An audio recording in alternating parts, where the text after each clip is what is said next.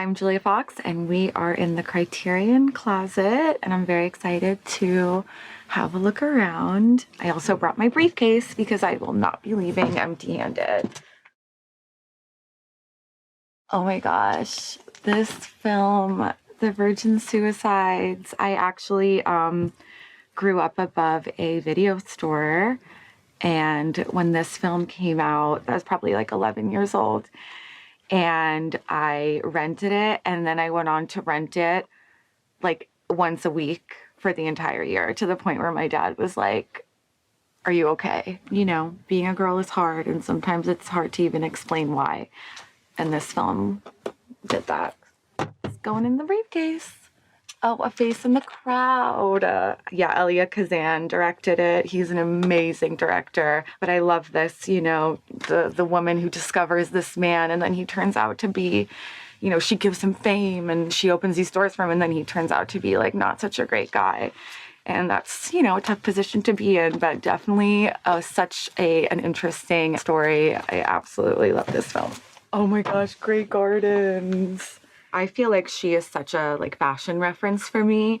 I always feel like I love the head wrappings and the jewelry, the fur coats. Like, I love how she was still so glamorous with not, even though she lived in squalor, she still was able to find little unique things to still make herself feel beautiful and glamorous. And I feel like she's just a great example of the resilience of women. And I feel like little Edie was definitely that. Also, my aunt and my grandma were very much giving this vibe. So when I watched this film, I was just like, oh my God, I've seen this before. Love them though.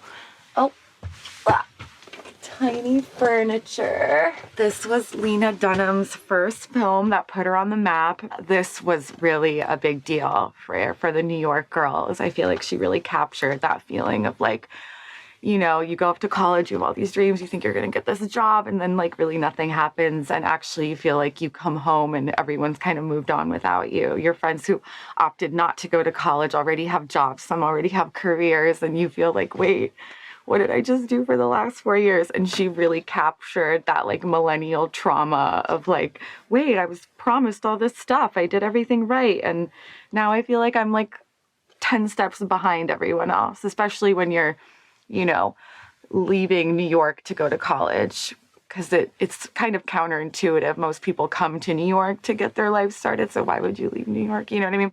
But yeah, she did a great job, and I've, been following her career ever since. I love girls. It's my comfort space. So yeah, I love her work. I think she's a genius. Oh, All About My Mother. Okay, so I had an advisor in high school. She was the only reason I went to school, and she really had my back. If I didn't go to class, she would still mark me present. We had a very interesting bond, and she actually lent me a box set of all his movies. I feel like I'm gonna cry. She lent me a box set of all his movies. Why am I crying over Pedro Almodóvar? I love Pedro Almodóvar, but I'd never seen unconventional beauty, or beauty that was not, the norm, be so propped up and made to be so beautiful, the large noses and the interesting faces. And it just really changed my life. Definitely gonna take that. Uncut Gems. Wow, this movie changed my life. When Josh told me that he was going to write this movie and that he wanted me to play this part, at the time I didn't understand what an opportunity that would be. I think I was just okay, cool, whatever. Didn't give it a second thought. And then when it all started to happen, I realized oh my God, I absolutely love this film. I would love this film even if I wasn't in this film. It is a brilliant roller coaster ride from hell, with really romantic, beautiful moments, heartfelt moments. I think you're really rooting for this messed up guy and this random girl. But yeah, I feel like everyone has watched it, but watch it again because I get residuals.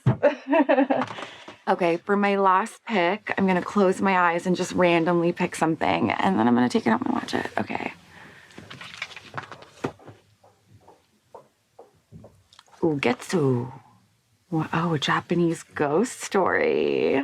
Bye, Criterion.